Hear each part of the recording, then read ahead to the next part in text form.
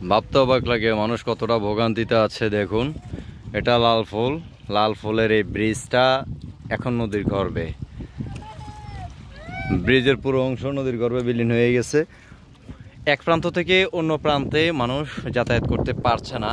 দেখুন, একটা লোক কিভাবে কত কষ্ট করে এই খাল পাড়ি দিয়ে, আহা, তার হাতে তার জামা কাপড় এবং সে সাঁতার কেটে কেটে আসতেছে। এটা অত্যন্ত কষ্টদায়ক। দেখুন সে কতটা ভোগান্তিতে আছে।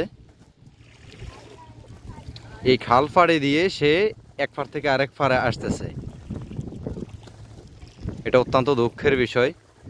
এটা লাল ফুল, এই রাস্তাটা মোমিনবাজার থেকে কালাদুরের সংযোগ ছিল, এখন নদীর গর্ভে বিলীন হয়ে এটার আর কোনো অস্তিত্ব নাই। দেখুন এই লোকটা কতটা কষ্ট করে আসতেছে, এই খাল পাড়ে দিয়ে কতটা রিস্ক নিয়ে। সামনে নদী, এই নদীর দিকে আপনার এখন পানির স্রোত সেদিকে যাচ্ছে। এই যে দেখবেন, এই যে এদিকে পার হচ্ছে, এই ময়লাগুলা যাচ্ছে। আর দেখুন এই ব্যক্তি ওই পার থেকে এই পারে অনেক কষ্ট করে পূর্ব পাশ থেকে পশ্চিম পাশে আসছে। এটা কতটা রিস্কি এটা একমাত্র সেই বুঝে, যে পার হয়ে আসছে সেই বুঝে।